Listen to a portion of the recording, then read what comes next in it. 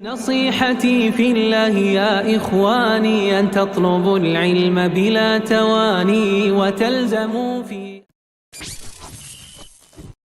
وصحبه أجمعين. رب اشرح لي صدري ويسر لي أمري واحلل عقدة من لساني يفقهوا قولي. ربنا انفعنا بما علمتنا وزدنا علما. اللهم أعنا على ذكرك وشكرك وحسن عبادتك. صلى الله على نبينا محمد وعلى آله وصحبه وسلم.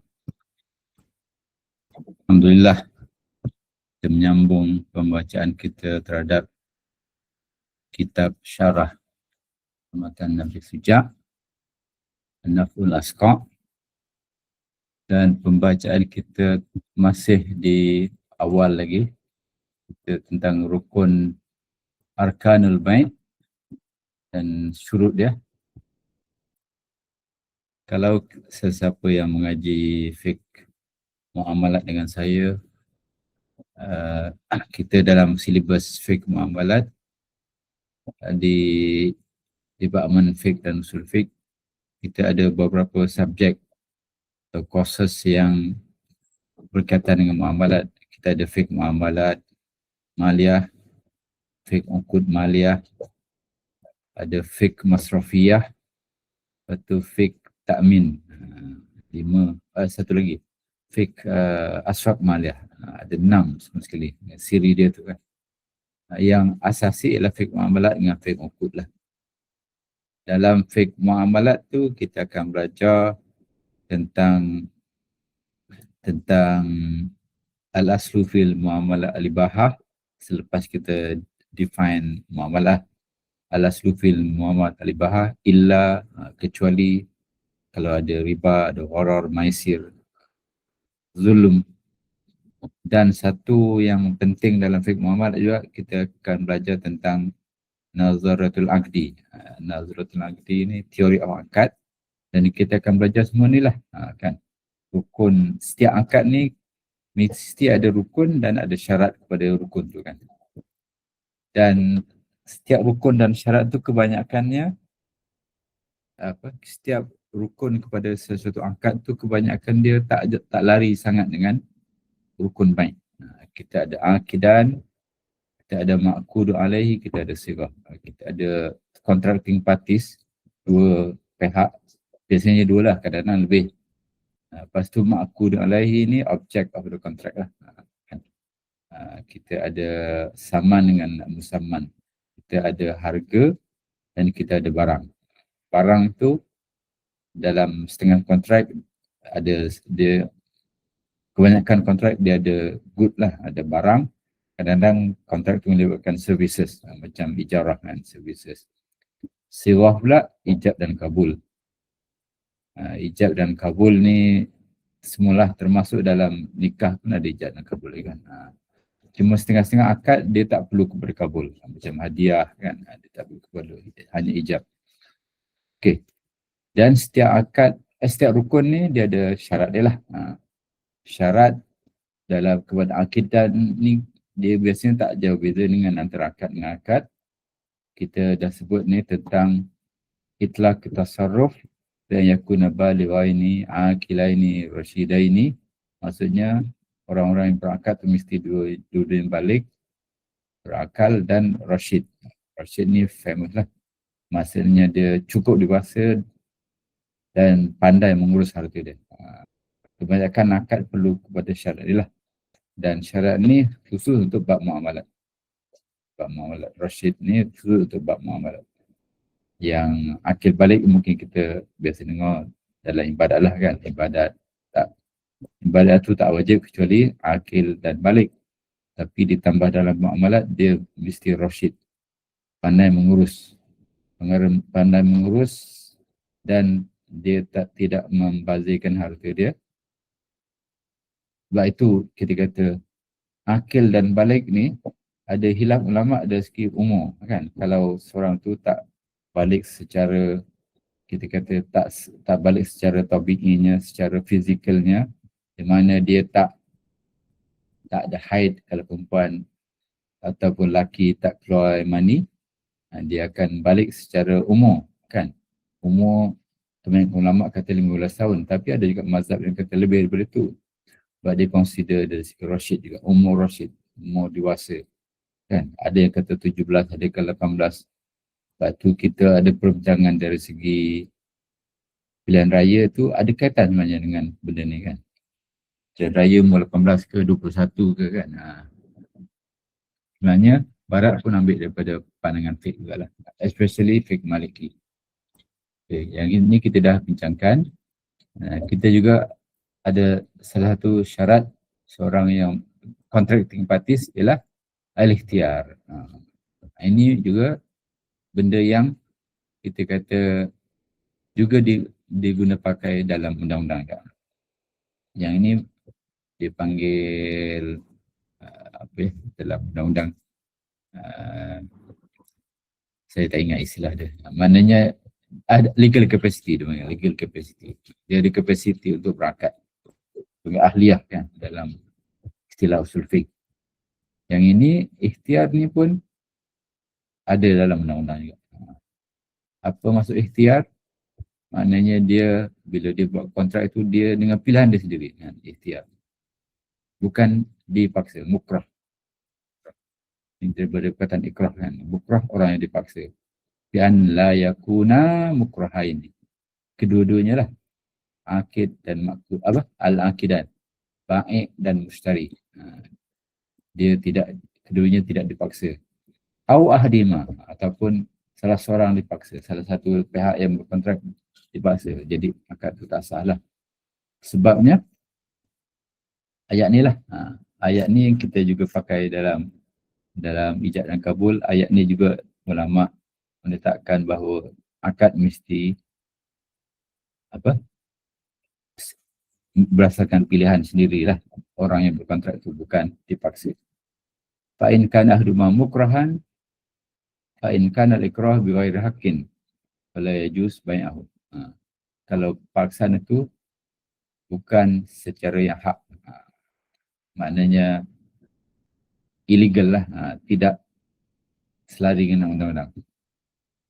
Fala yajuz bai'ahu. Jual beli itu tak sah lah. Tidak sah. Dia ada tahakkuk ridha, kerana tak ada keredaan, mutual consent kan. Kerana Allah berfirman dalam ayat yang famous ini surah An-Nisa, illa an takuna tijaratan antaradin. Jual beli tidak sah kecuali jual beli itu ada tijarah, itu ada taradin, saling meredai antara keduanya. Sedangkan ikrah tu maknanya tak ada lah kan, ridha ni, taradin. Wa in kana al-ikrah bihaqqin fayasih.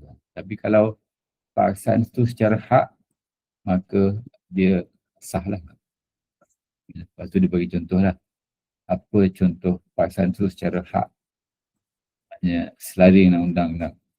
An yatawajjah alai bai'u malihi li faidaini. Ada perintah mahkamah ke kan, untuk jual harta dia kerana dia tak bayar hutang kan. Jiwa faedah ini untuk melunaskan hutang dia. Fa'akrahul hakim. Hakim paksa dia untuk jual. Itu tak salah, itu salah. Kan sebab ada kes dalam yang famous tu Ma'is lah. Ma'is yang pernah muflis zaman Rasulullah jual harta dia untuk bayar laksanakan hutang. Jadi kalau mahkamah yang keluarkan perintah macam dipaksa kan, tapi dia adalah paksaan secara hak lah.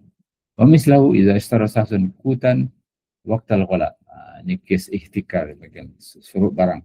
Dalam kes monopoli suruh barang lah. Dalam kes barang keperluan tak ada di pasaran sebab ada yang suruh barang. Jadi kalau pemerintah ke kan, mahkamah ke, dia katakan dia jumpa ada satu kontraktor, satu businessman tu dia suruh barang, sedangkan katakan dia suruh barang makanan asasi kan, beras ke kan, ataupun katakan barang perubatan kan, sebab dia suruh tu sebab nak bagi naik harga kan. Sebab kalau ikut ekonomi kan teori demand and supply, kalau barang itu ada permintaan, lepas tu barang tu tak ada kan. Ada permintaan, penawaran tak ada, jadi barang tu akan naik lah. Jadi bila barang tu naik, dia akan lepaskan barang tu. Jadi dia untung banyak lah kan. Ya. Katakan kalau barang itu naik kerana kalau ikut ekonomi itu kan, kalau dalam ikut Islami, dia naik secara sebab dia kata tak tabi'i lah dari kan. Kemudian mahkamah dapati sebenarnya ada company itu suruh barang kan, biasa berlaku kan. Lepas tu dia paksa jual kepada ramai dengan harga yang kerajaan tetapkan untuk masalah kan. Jadi itu dibenarkan lah. Tak menyalahi syarat. Wasara nas fi hajah kan. Dia sebab iza istara sasun kutan. Ini waqtal ghala wa taqarahu wasara nas fi hajah. Ini dalam kes ni dia bagi contoh ialah barang keperluan makanan, kut, barang makanan asasi.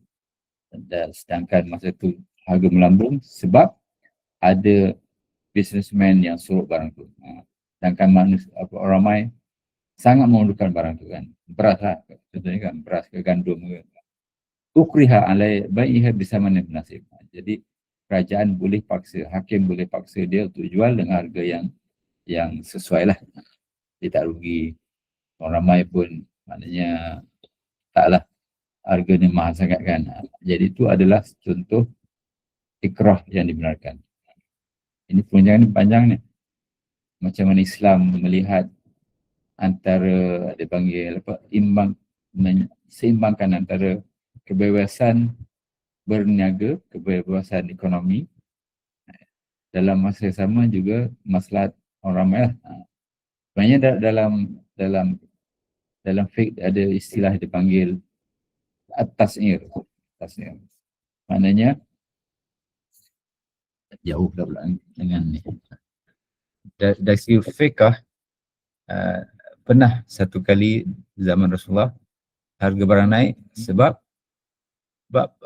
barang makanan lah, barang makanan tu tak ada di pasaran sebab tabi'i kan? Mungkin musim tu musim kemarau ke kan, jadi makanan tak menjadi, jadi barang mahal. Jadi orang ramai, para sahabat minta supaya Rasulullah tetapkan harga makanan tu lah supaya dia tak tinggi sangat. Rasulullah kata, Rasulullah tak nak, Rasulullah refuse kan, dia tak nak sebab naik dan turun tu adalah satu benda yang tabi'i. Kalau barang tu tak ada di pasaran, jadi dia akan naik lah. Kalau barang tu melempah dekat pasaran, harga tu akan turun sendiri kan. Pada masa tu sebab memang marau ke apa kan, jadi makanan pertanian tak menjadi, barang tu naik secara tabi'i. Jadi Rasulullah kata itu benda biasa. Allah itu maha pemurah kan. Kalau barang itu banyak di pasaran, jadi akan turun sendiri. Tapi kalau memang tak ada, jadi dia akan otomatik akan naik sendiri.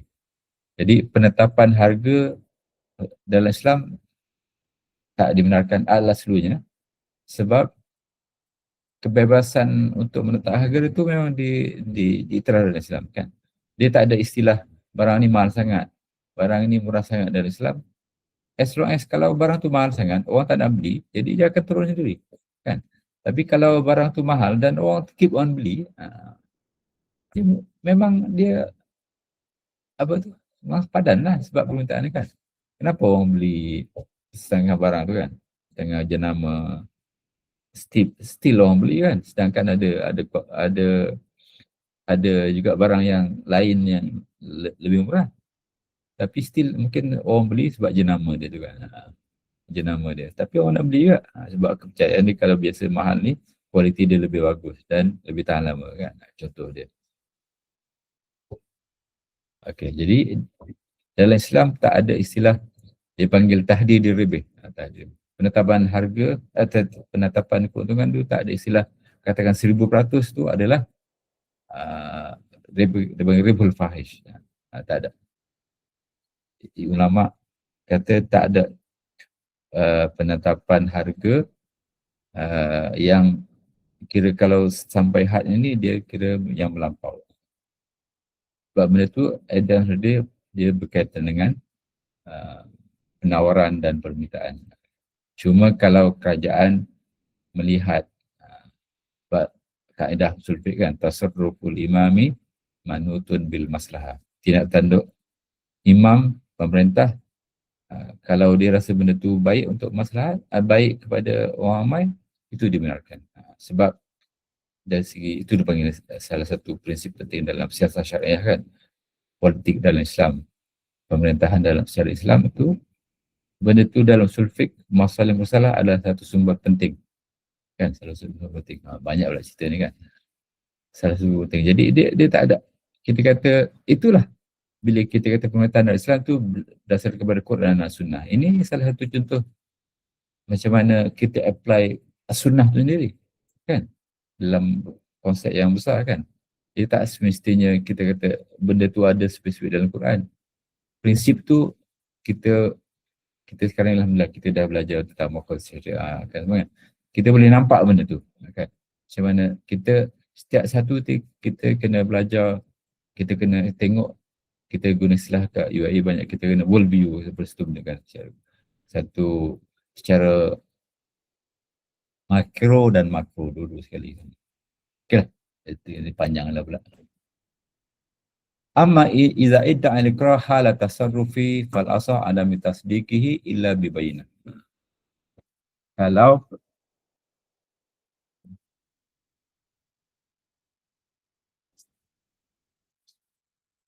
Kalau pembeli atau penjual lah. Saya rasa yang ini pembeli lah kot. Pembeli mendakwa dia tu dipaksa ketika dia berurusan. Fal asah ada mutasdiqihi illa bi bayyinah. Kita tak boleh semena-mena terima dakwaan dia tu kecuali ada bukti lah. Au qarinah. Qarinah ni, bayyinah ni bukti macam saksi kan. Qarinah ni macam dipanggil apa, qarinah ni indirect lah, bukti-bukti sampingan kan. Qarinah. Orang Melayu pun panggil qarinah ala sidqihi, bahawa benda tu betul. Ada bukti-bukti sampingan kan selain daripada saksi bahawa dakwaan itu benar. Okey, lagi sekali.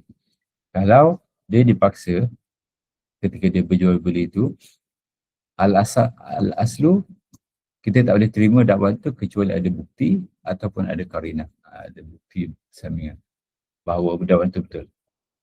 Ini disebutkan oleh pengarang kitab ni lah, Bakshir fi kitab Qala'id al-Qala'idil Fara'id. Saya dah tengok itu dalam, rasa boleh Google kan siapa dia tu pengarang ni kan, setiap dengan muka surat. Saya rasa dalam mausu' apa, Maktabah Syamilah ada kan. Okey. Kemudian lagi syarat yang ketiga. Ni syarat apa tu? Akilan kan. Dia akil balik, dia mempunyai kebebasan untuk itlak tasarruf, dengan maksud dia mempunyai kebebasan untuk berurusan, berjual beli kerana dia balik akil dan rasyid. Kemudian dia bebas memilih, bukan dipaksa.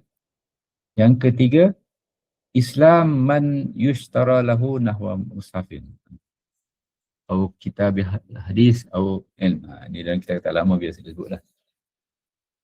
Orang yang membeli tu mesti Islam kalau dia membeli mushaf, seumpama mushaf kan, atau kitab hadis atau fiha asar salaf, yang ada dalamnya tu yakni kesan ataupun asar salaf lah, kata orang salafus salih.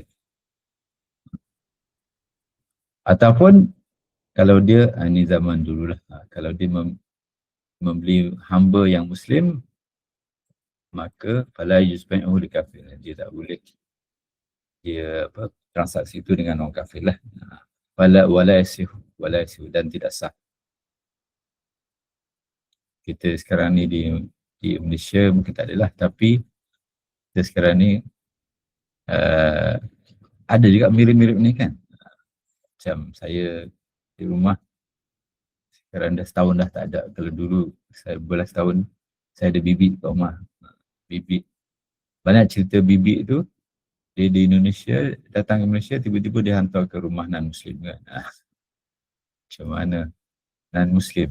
Saya dia duduk di Bukit Darmangsa, jiran saya tu ada bibik, dia di Indonesia. Dia, bila dia nak, saya ingat lah, bila bulan puasa, dia nak sahur, dia datang rumah saya.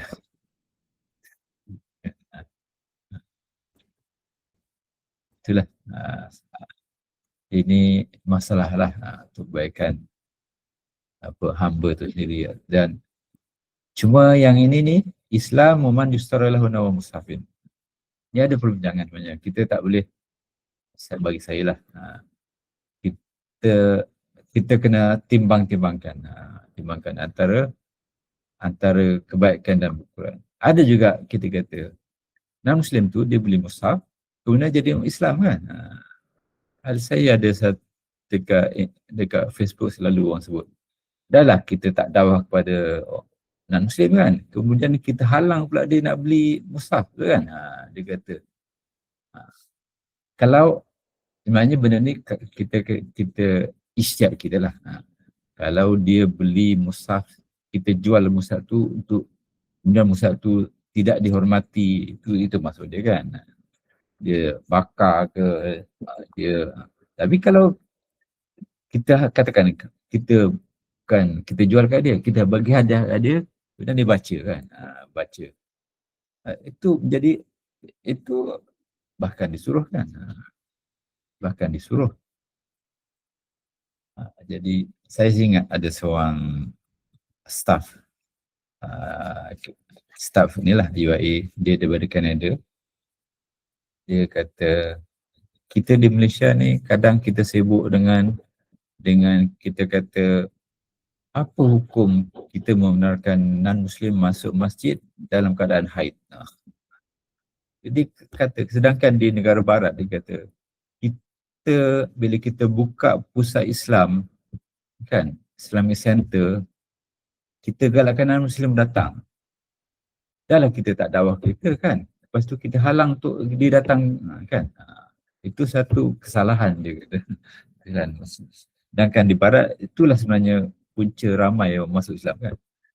Macam di Malaysia ni alhamdulillah, sekarang ni dah banyaklah kita kata benda tu makin kurang lah, isu-isu yang tak benarkan non-Muslim masuk ke masjid-masjid macam di masjid besi, masjid negara, masjid wilayah kan. Memang ada setiap hari macam di masjid besi tu kan, dan masjid di Putrajaya dulu masjid tu kan, memang setiap hari selalulah, kalau tak sehari pun memang sentiasa ada menerima kunjungan pelancong luar negara nak tengok kan. Dan sebenarnya kita kena gunakan peluang tu untuk dakwah lah kan, untuk dakwah.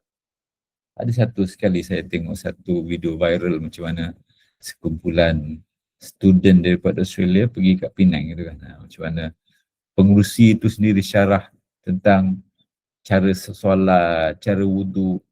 Dia bukan saja sebut cara solat secara untuk dia nak bagi dia solat kan, tak. Dia tunjuk wudu dan solat tu dia selitkan macam-macam. Macam mana kebaikan Islam tu agama yang logik dan pentingkan kebersihan dan sebagainya kan. Itulah yang kita nak kan. Jadi Islam mainus saralahu nawa musafin au kitabul hadisan au ilmin fi asarus salaf. Ini tujuan dia lah supaya kalau kita pasti dia tu akan menghina Islam, menghina mushaf tu sendiri, sedangkan mushaf tu kita kena hormati kan. Itu tujuan dia lah. Tapi kalau kita pasti dengan kita bagi tu sebenarnya akan menyebabkan dia dekat kepada Islam, itu maknanya digalakkan lah. Okey, ada muhirabati man yustara lahu iddat harbin. Ini logik lah. Kita tak boleh jual saif atau rumhin atau khail. Okay. Pedang, anak panah, kuda kepada musuh. Kan? Itu memang logik lah. Kita tak jual senjata ni kepada musuh yang akan digunakan sebagai persiapan peperangan. Li'annahu la yuradu illa lil qital. Kerana benda-benda ni sebenarnya tiada tujuan lain kecuali untuk peperangan. Fa yakunu bai'uhu taqwiyah lahum. Kita jual tu sebenarnya akan menguatkan mereka. Wa misalu as-sufun. Sekarang ni lah akan kapal. Liman yuqatil fil bahri kama istaujahu Ibnu Qasim. Wa misalu fil asril hari sawarih wal qanabil wal musaddasat. Sawarih tahu sawarih? Soruh. Sawarih. Dan roket. Qanabil, kumbul. Apa ni? Apa dipanggil? Bom. Qanabil. Kita panggil kumbulah nawawiyah. Apa? Bom atom kan? Soruh. Musaddas. Senapang. Kan? Okey. Ini clear lah maknanya. Kenapa ulama mensyaratkan benda ni? Maknanya kalau kita jual, kita tak jual kepada musuh. Kerana dari segi ini termasuk dalam kita kata benda yang kita boleh fikirlah, syai' ijtihadi, walaupun tak dalil kita boleh fikir sendiri. Okey. Habis tentang arkan dan syurut akidah. Kemudian masalah. Saya tengok hijau ni, saya ingat benda ni ada dalam matan. Sepertinya tak ada. Ni matan dia letak dalam kotak. Inilah. Memang dia ni kotak hijau ni. Matan Abi Sujat ni ada dalam Maktabah Syamilah dalam Turas kan. Saya baru je minggu lepas kot saya baca sekali membahas jawab sampai pendek aja rupanya kan. Matan Sujat berkalam Allah tu pendek je. Syarah ni alhamdulillah 300 muka. Saya rasa dalam berapa muka ya belah. Sebab matan memang dalam tarikh tasyrik, dalam sejarah fiqh kan. Era matan ni era bila kejatuhan Abbasiyah dan mana Baghdad tu jatuh kepada Mughal kan. Lepas tu mulalah bila banyak kitab-kitab Islam dibakar kan, dimasukkan dalam Furat, Sungai Furat kan. Kemudian era penulisan matan yang bermula, tujuannya supaya kita hafal. Kalau takut-takut yang dalam buku tu hilang kan, jadi hafal tu akan part of menjaga fiqh lah, jaga ilmu tu sendiri. Tapi dalam masa juga sebab memang kita kata orang Arab ni terkenal juga dengan hafalan yang kuat kan. Ada satu cerita lucu tentang bukan matalah, tentang saya di UM dulu, saya belajar usul fiqh dengan Ustaz Hasan Haji Ahmad, Mufti Penang, bekas Mufti Penang. Abang Ustaz Idris Ahmad. Dia tiga, Ustaz Idris Ahmad, Ustaz Saleh, Ustaz Hasan. Saya belajar dengan dua orang lah. Dengan Ustaz Saleh Haji Ahmad, dengan Ustaz Hasan Haji Ahmad. Datuk. Lepas tu anak murid, anak kepada Ustaz Hasan tu ambil masa dengan saya. Tulis dengan saya. Okay, cerita dia tu, Ustaz Hasan dia master di Azhar. Kan, kuatnya ingatan orang Arab ni, masa dia exam tu, kawan dia orang Arab, dia kata, kita nak jawab sampai muka besar berapa? Dia hafal buku tu. Masya Allah, dia kata saya. Masya Allah. Dia hafal sebiji-biji kitab tu sampai muka surat, sampai dia tak tahu nak berhenti ke muka surat berapa. Itu cerita Ustaz Hasan lah. InsyaAllah. Okey, jadi saya sebut tadi matan tu pendek je. Yang ini tadi bukan matan. Sebenarnya tajuk satu isu. Apa tadi? Mas'alatun law wakkala ahadun bisyra'i sil'atin ma wa kana al-wakilu yamliku tilka sil'ah. Fala yajuz lahu an yashtarihima min nafsi li muwakkilihi mislahu al-bain. Ini dalam muamalat isu dipanggil tawalli tarafain. Tawalli tarafain. Satu pihak dia mewakili dua pihak. Contohnya biasanya datuk lah. Datuk dalam nikah pun ada. Dalam nikah lagi lah memang ditekankan. Dalam jual beli pun ada. Even dalam perbankan Islam pun ada isu benda ni. Okay. Contohlah, kita bagi contoh. Kalau dah buat nikah, seorang datuk dia boleh nikahkan dua orang cucu. Satu cucu laki, satu cucu perempuan. Kan? Cucu laki, wali selepas bapa ialah datuk. Kalau cucu perempuan selepas bapa, datuk kan? Katakan dua orang ni sepupu. Kan? Cucu laki dan perempuan dia sepupu. Dia boleh kahwin. Tapi wali dia datuk seorang. Kan? Jadi tak boleh ada datuk tu nikahkan.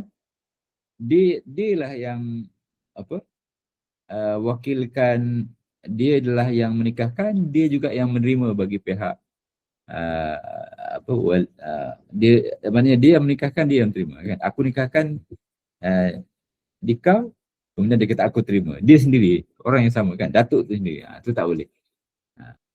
Dalam perbankan juga isunya biasanya pelanggan akan wakilkan bank untuk membeli satu barang, kemudian bank terima. Dia kata dalam bank dia tak benarkan seorang staff saja yang dia maknanya dia wakil pelanggan dan dia juga menerima bagi pihak pelanggan tersebut.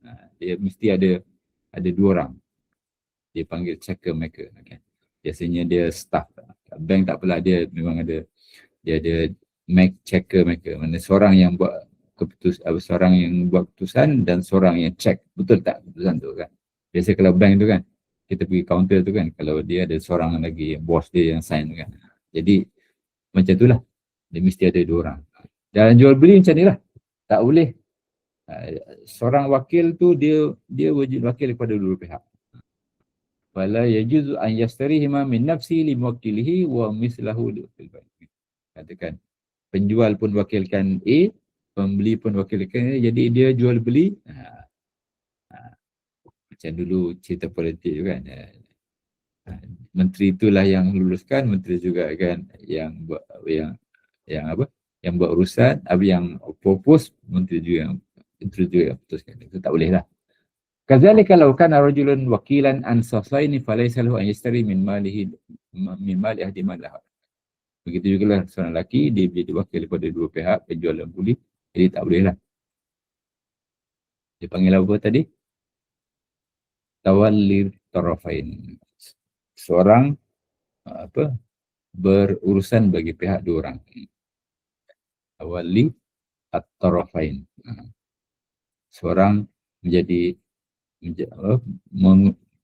wakil kepada dua pihak, dua parti. Okey. Kemudian sanian makul alaihi. Oh, kita dah habis syurutul aqidan. Awalan al-aqidan, al-ba'i wa mushtari, rukun akad ialah mula kita dengan aqidan, dua pihak berakad, kemudian kita berpindah kepada as-sanian maqul ilahi, as-saman wa musamman fasayati syurutu. Syarat dia akan kita akan bincang lepas ni. Kita bincang dulu. As-salis, rukun yang ketiga ialah sirah. Ka'an yakula bi'tuka hadzal kitab bi asyratin fa yaqulul mustari qabiltu. Saya jual kitab ni dengan harga RM10, yaqulul mustari qabiltu, saya terima. Fala budda min ijabin min al-bai', mesti ada ijab daripada bai', wa huwa ma yadullu dilalah zahira ala tamlik. Ijab ialah sesuatu yang menunjukkan secara zahir untuk memberi pemilikan. Bi'iwadin, dengan balasan. Ka'an yakula bi'tuka. Saya jual ya, barang bikaza dengan harga sekian. Au malak tuka, saya bagi ni bagi menjadi milik engkau dengan bikaza, dengan harga sekian. Jadi ijab ialah sesuatu yang menunjukkan secara zahir untuk memberi pemilikan sesuatu barang kepada seseorang dengan iwat, dengan balasan. Kalau tak ada balasan, dia jadi hibah lah.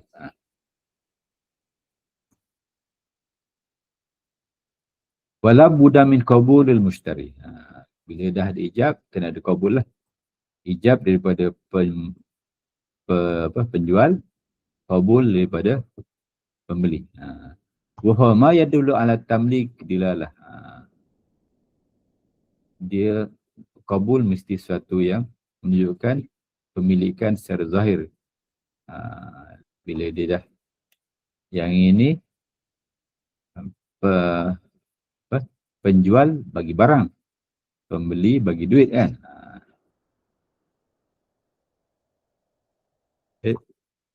Gambarnya hilang. Kenapa ni? Dismiss, try again. Okay. Fala yasihu bai' bidun ijab qabul. Tak sah jual beli kalau tak ada ijab kabul. Seperti bai'ul mu'atah. Seperti jual beli secara mu'atah. Mu'atah an yatarada bai' wal mushtari bisamanin bila sewa. Mu'atah ialah jual beli yang kedua pihak bersetuju, ada rida, tetap bisamanin dengan harga tertentu bila sewa, tapi tak ada ijab dan kabul. Okay. Contoh dia, suratu bai' mu'atah. An yattafiqa ala samanin wa musamman wa ya'tiya. Dua-dua penjual dan pembeli setuju dengan harga, dengan barang, harganya sekian, kau dapat barang sekian, setuju, wa ya'tiya, kedua-dua pun bagi. Penjual bagi barang, pembeli bayar duit. Min ghairi ijab wal qabul. Ini yang penting kan. Mu'atah ialah jual beli yang tak ada ijab dan kabul. Waqad yujad lafz min ahadima. Kadang-kadang ada lafaz daripada salah seorang kan. Daripada penjual ke, daripada ataupun biasalah kita beli sekarang ni kan dekat Giant. Mana ada ijab dan kabul kan? Dia panggil mu'atah lah. Kita bagi duit, lepas tu dia pun bagi resit.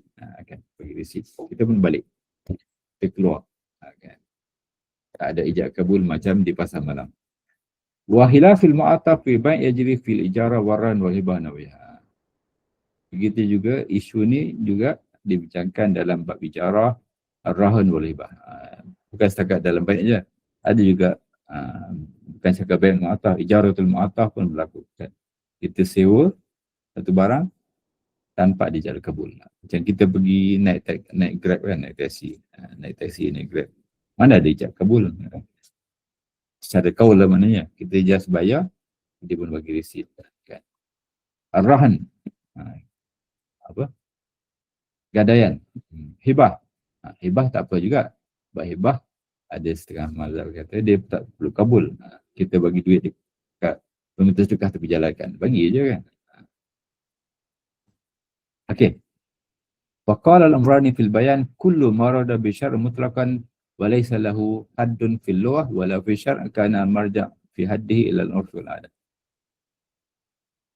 Ini satu kaedah yang pentinglah dalam bab muamalat, especially kullu ma warada fi syar'i mutlaqan. Bila syarak, especially dalam muamalat kan, dia sebut satu secara mutlak, tak ada pendetilan secara umum kan. Walaysa lahu haddun fil lughah wala fi syar'i. Kalau kamu belajar dalam tafsir bin Masur kan. Tafsir bin Masur, Quran kalian tafsirkan mesti dengan Quran dulu, kemudian dengan hadis, kemudian dengan asar sahabah ke tabi'in ke. Kemudian lughah.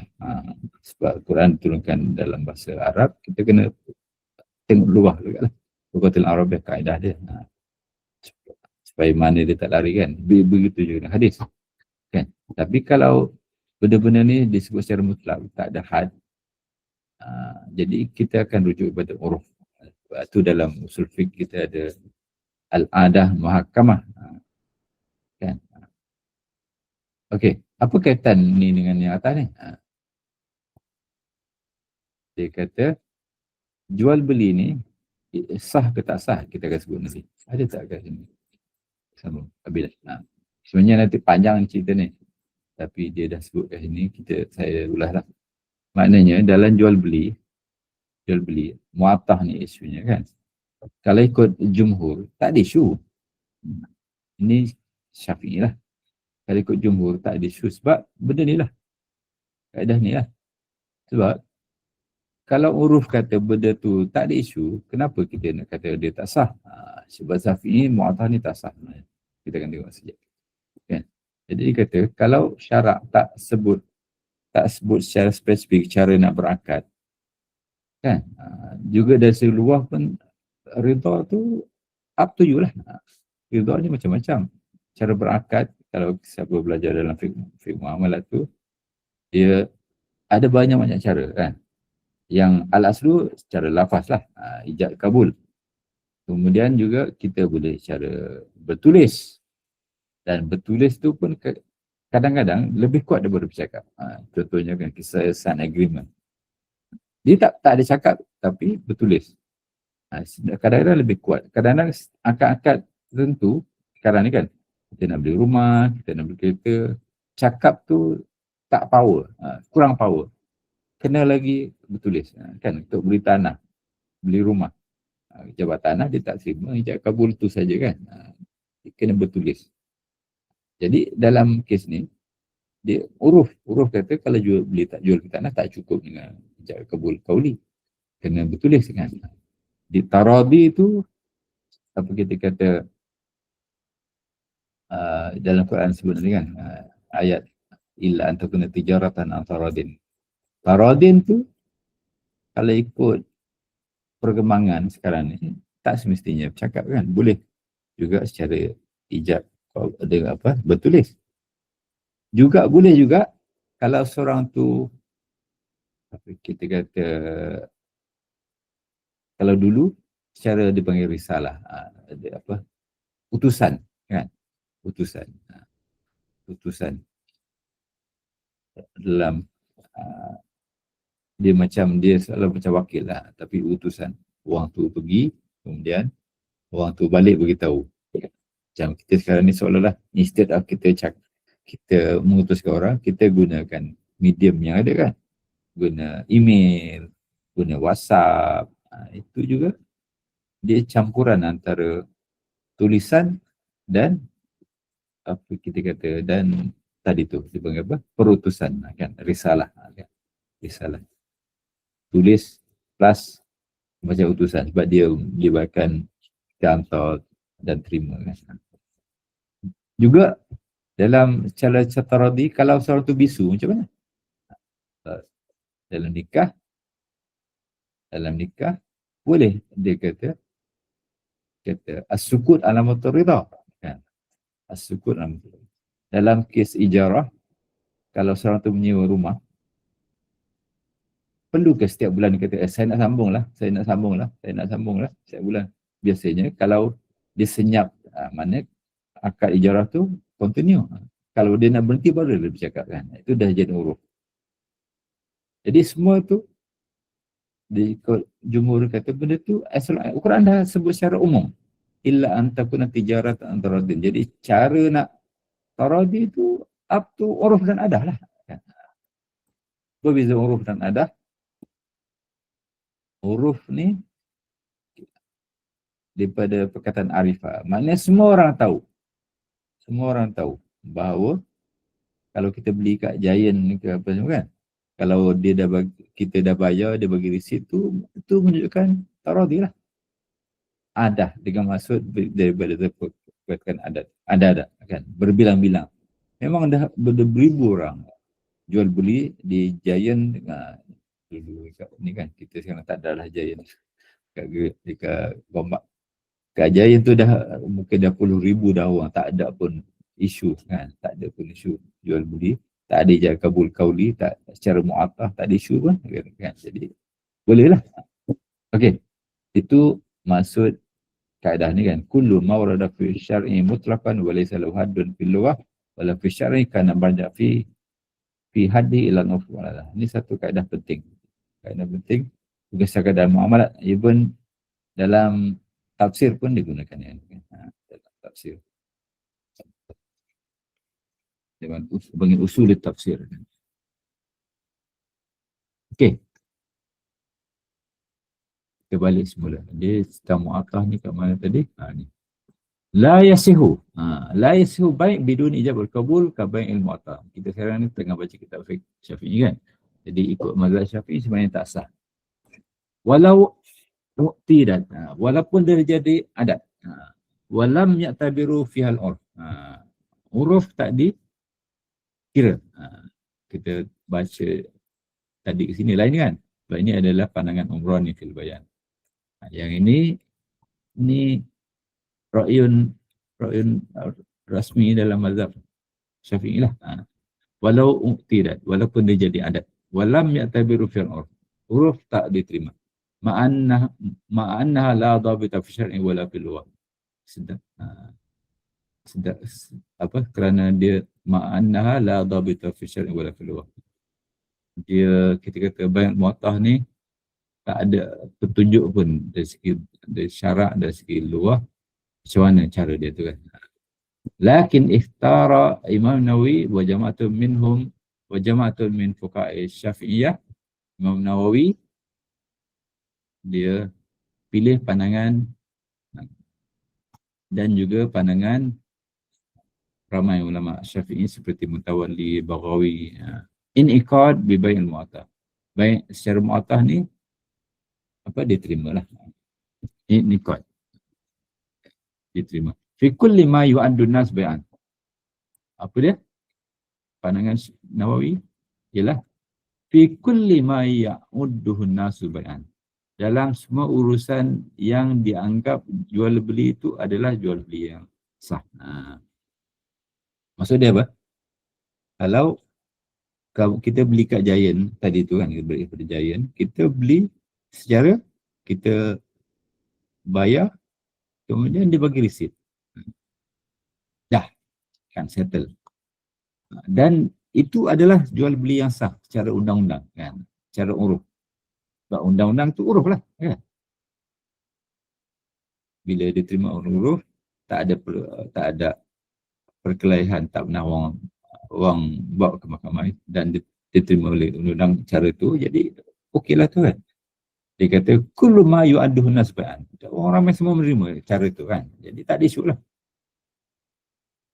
Tapi kita kata balik kepada contoh saya tadi tu kan. Kalau nak beli kereta, itu tak cukup. Nak beli rumah, itu tak cukup. Dia kena bertulis. Jadi dia tak termasuk dalam baik mu'atah seperti Imam Nawawi cakap. Sebab Nawawi kata yang uruf menganggap itu adalah satu cara yang diterima. Tapi kalau jual beli, tak boleh secara mu'atah, kena bertulis. Jual beli rumah, jual beli tanah, jual beli kereta. Apa tu barang-barang yang mahal-mahal. Wa mu'allinina bi iktifaq bil qara'in wal imarat adalah ala ridha. Imam Nawawi kata itu diterima sebab biasanya kita kata uruf menganggap benda tu dah cukup dah. Bil qara'in. Qara'in tanda-tanda circumstances dikatakan. Apa tanda-tanda circumstances? Kalau kita bayar dekat Giant tu kan, kemudian dapat resit, bila kita keluar tu kan, kita ada guard kan, guard. Lepas tu dia tengok, dia minta resit kita kan. Okey, dilepaskan. Itu qarinah. Kita kata, bukti circumstances dia bagi kan. Qara'in. Yang menunjukkan akad tu dah sah, dah terima. Wal imarat adalah ala ridha. Dia adalah tanda-tanda yang menunjukkan Giant pun okey, kita pun okey kan. Ridha mutakidan. Wa ada yang semua wa adami subuti istiratil lafz. Tak perlu pun kena lafaz. Faraj' lil urfi kasair alfazil mutrakah. Dalam keadaan ini kita tengok pada uruf kata dia tu jual beli yang sah, salah. Wa ala hadha ra'yu Imam Malik wa istahsanahu Ibnu Sabbar. Imam Malik pun menganggap mu'attah ni okey. Wa istahsanahu Ibnu Sabbar. Ibnu Sabbar kata secara istihsan benda tu pun okey. Wa hassa ba'dahum. Dia siapa yang belajar baik al-mu'attah dalam fiqh mu'amalat buku saya tu, ada 2-3 pandangan lah. Ini Ibnu Suraj wa Rawayani, ulama dua-dua ulama Syafi'i. Wa khassasahu ba'dahum jawazu bai' mu'attah bil muhaqqarat. Saya nak pastikan baca tu betul kan. Muhaqqarat wal makar kullu ratl khubzin wa huzmati baqalin mimma jaratil ada fiha bil mu'attah. Ibnu Suraj wa Rawayani kata sah jual beli secara mu'attah ni kalau melibatkan barang-barang yang murah. Barang-barang murah. Betul juga. Katakan kalau kita beli kereta tak boleh lah. Barang-barang apa yang murah ni bagi contoh kan. Retail hubzin. Kalau kita sekarang 1 kilo lah kan. 1 kilo roti. Huzmatu bakalin. Saya sudah tengok dia kata apa. Ini satu ukuran. Dia. Saya pun dah ingat. Dah lupa dah. Maknanya benda simple lah. Sebuku roti, 1 kilo roti. Itu benda simple kan. Yang benda yang murah-murah kan. Memang jaratil ada fi'al bi'atah. Memang dia jadi uruf. Benda tu jual secara mu'atah tak ada isu kan. Beza dengan saya sebut tadi. Beli kereta, beli rumah. Itu benda mahal-mahal tu tak boleh. Jadi Ibnu Suraj Rawayani kata kalau melibatkan benda murah tak ada masalah mu'attah. Imam Nawawi kata boleh mu'attah kalau uruf menganggap benda tu dibenarkan. Uruf kata secara mu'attah benda tu dibenarkan. Ibnu Suraj kata boleh kalau melibatkan barang murah. Okey. Habis. Sebenarnya kalau saya tengok, saya ingat tu ada 2-3 pandangan. Jadi kalau kita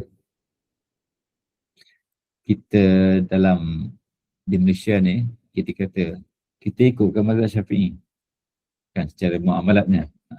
Kalau kita tengok dalam ini, kita sebenarnya kita tak ikut sangat pun. Kita mungkin sebahagiannya kita ambil lah pandangan ni kan. Kita terima kalau barang tu murah, barang simple kan. Ibnu Suraj dan Rawayani.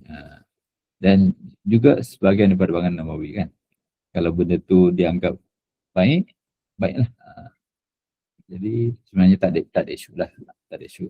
Kalau jumhur kata, dah benda tu uruf. Kan. Muamalat ni banyak bisaan uruf. Sebab itu Islam bila datangkan hukum muamalat, dia secara kita kata secara mujmal dipanggil kan. Secara hukum am. Hukum am dia apa? Illa antakuna tijaratan antaradin. As long ada taradi. Kan? Sebab itu saya selalu ulang isu apa hukum jual beli secara melalui vending mesin kan, vending mesin. Ataupun UIA sekarang ni lagi lah. Ada letak air botol tu kan, air botol tu kan, kemudian kita bayar kan. Tak ada ijab kabul. Lepas tu yang jual tu tak balik pun kan. Dia tong tu kan mana ada akal kan. Tapi sebenarnya kita tengok dari segi yang letak tu orang tu akal balik. Jadi sah. Huruf kata benda tu dia tak ada isu. Quran pun kata as long ada taradi kan. Yang letak tu mesti reda. Yang bayar tu pun reda. Yang bayar tu dia rela, dia letakkan duit RM1 dapat air 1 botol kan. Yang jual pun reda. Bila orang letak duit dia ambil 1 botol sah lah. Jadi tak ada isu. Di Malaysia sebenarnya kita taklah ambil pandangan asal dalam mazhab Syafi'i. Kita ambil pandangan yang ditarjihkan oleh setengah ulama tarjih dalam Syafi'i, especially Nawawi lah. Dan yang seumpama dengan dia. Dan pandangan itu juga disokong oleh mazhab lain seperti mazhab Malik. Okey, sebab ihtijaj fil bai' ila siwa. Dia ada kaitan dengan tadi tu kan. Kenapa bila kita berakad mesti ada sirah ijab dan kabul. Kita dah sebenarnya dah sebut dan kita mana ni kita baca nas dia lah untuk kita faham apa sebenarnya yang nak disampaikan oleh penulis. Uhtija fil bai' ila sirah li'annahu manutun bi ridha. Kenapa kita dalam jual beli mesti ada sirah? Kerana dia berkaitan dengan ridha. Kita dah sebut kan, ya ayyuhallazina amanu la ta'kulu amwalakum bainakum bil batil. Janganlah kamu makan harta kamu secara batil illa an takuna tijaratan an taradin. Kecuali lah kalau muamalah itu based on atau tijarah itu based on taradin. Juga ini ayat Quran dan juga dalam hadis pun dia takkid daripada makna ni innamal bai' an taradin. Jual beli itu tak sah kecuali ada taradin. Raja Ibn Hibban. Warida amrun hafiyun. 3 minit lagi. Ridha itu satu yang hafi, kita tak nampak. La yutala alaih, kita tak boleh nak tengok. Fa'uni hukum bisababin zahir. Sebab itu kita perlu tengok pada benda yang zahir. Wasirah. Wa nahwi kal kitabah. Dan yang serupa dengan sirah ialah kitabah. Kalau orang tu buta, atau tu pekak katakan, mungkin secara bertulis lebih clear kan. Kalau dia cakap secara isyarat, mungkin orang tu tak faham isyarat dia, ataupun dia mungkin tak pasti isyarat dia, tak tulis kan. Lagi clear. Lepas tu dalam kes nikah ada khilaf ulama kan, isyarat ke kitabah lebih kan. Katakan dia tulis, design katakan dalam akad nikah, itu dah cukup ke ataupun perlu isyarat? Dalam bab solat pula, kata-kata kalau dia buta pula, kalau dia bisu, dia solat, perlu ke dia solat secara isyarat? Cara baca tu, dia guna bahasa isyarat kan? Ataupun perlu kat dia cuba juga nak keluarkan? Kan? Qardawi kata, Islam ni agama yang makul. Ada tujuan. Bila dia sebut, dia dengar. Kan? Sebab tu kita bila baca dalam solat, kita perlu baca. Tak boleh baca dalam hati kan? Kena kita sebut supaya kita dengar. Sebab ada kesan dia kan? Supaya kita faham. Kita menghayatinya. Sebab tu tak ada khilaf dengan ulama. Kalau tak sebut, tak sah. Kecuali mazhab Maliki je. Mazhab Maliki cukup kita baca tu dengan gerakan lidah. Sebab Rasulullah bila solat zuhur dan asar, sahabat tengok Rasulullah baca tu, dia kadang dia tak dengar kan, tapi yang pasti Rasulullah gerakkan lidah. Jadi ulama mazhab Maliki, Imam Malik kata cukup baca tu bila gerakan lidah tu tanda dia baca kan. Tapi kalau gerak lidah pun tak, itu memang tak ada khilaf lah. Itu tak membaca, tak sah lah. Cuma dalam kes akad ni, perlu ke orang yang cukup ke kalau dia bisu katakan, mana lebih baik antara syarat dengan kitabah?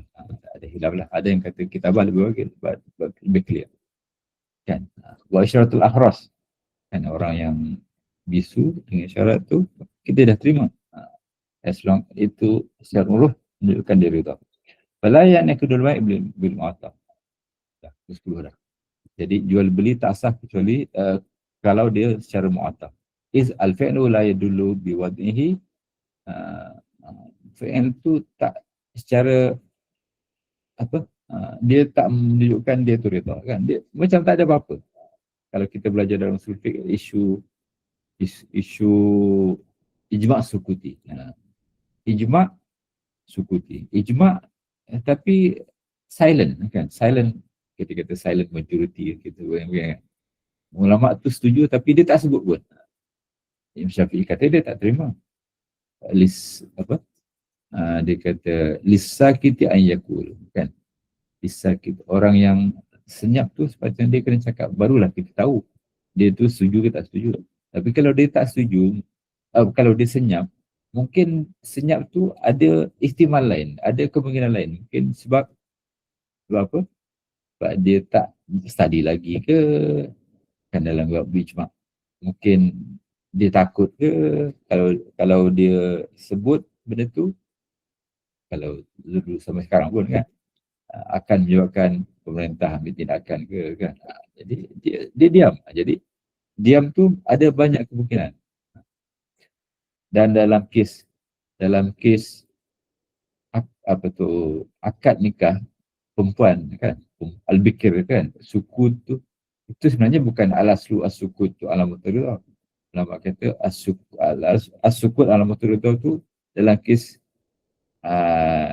kes nikah perempuan tu itu istisna kan. Satu dua kes saja. Al-aslu dalam mazhab Syafi'i, dalam buku Syafi'i lah. Semua mazhab kata al-aslu dia kena cakap.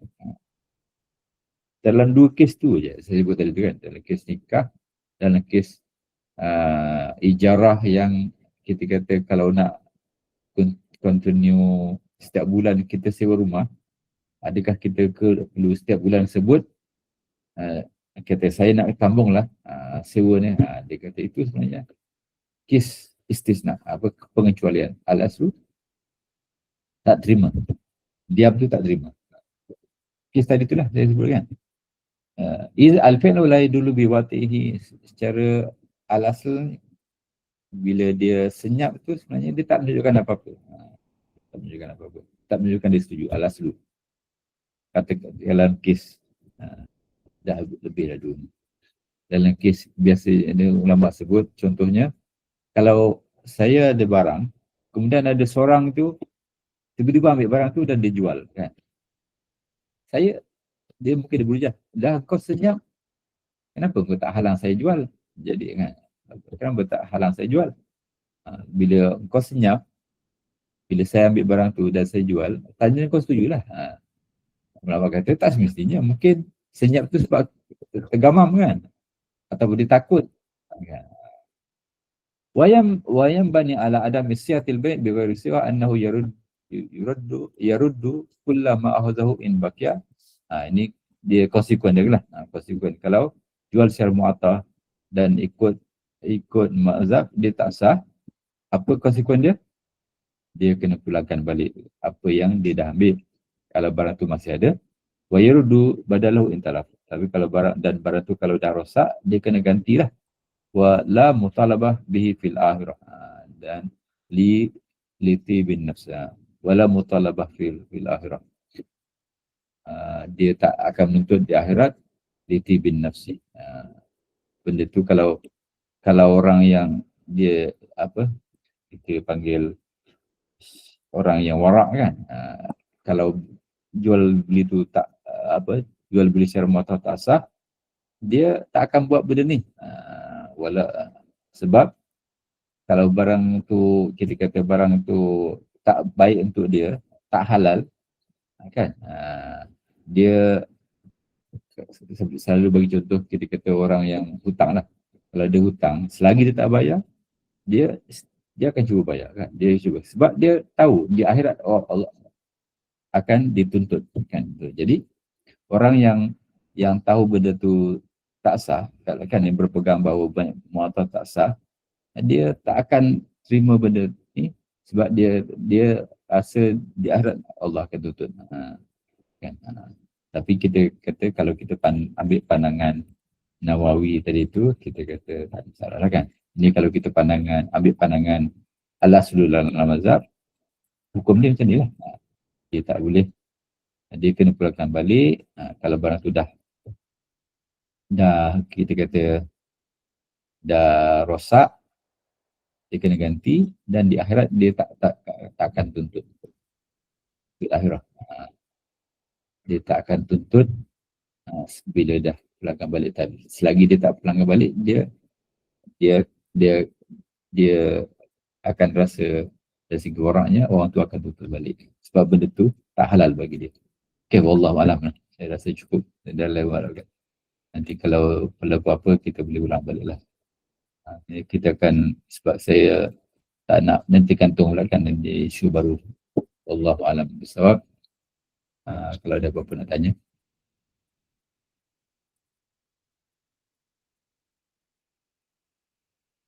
Tak. Wallahualam. Kalau tak ada, subhanakallahumma wa bihamdika asyhadu an la ilaha illa anta astaghfiruka wa atubu ilaik. Wal asri innal ladzina amanu wa amilus solihat wa tawassaw bil haqqi wa tawassaw bis sabr. Assalamualaikum warahmatullahi wabarakatuh. Waalaikumsalam warahmatullahi wabarakatuh.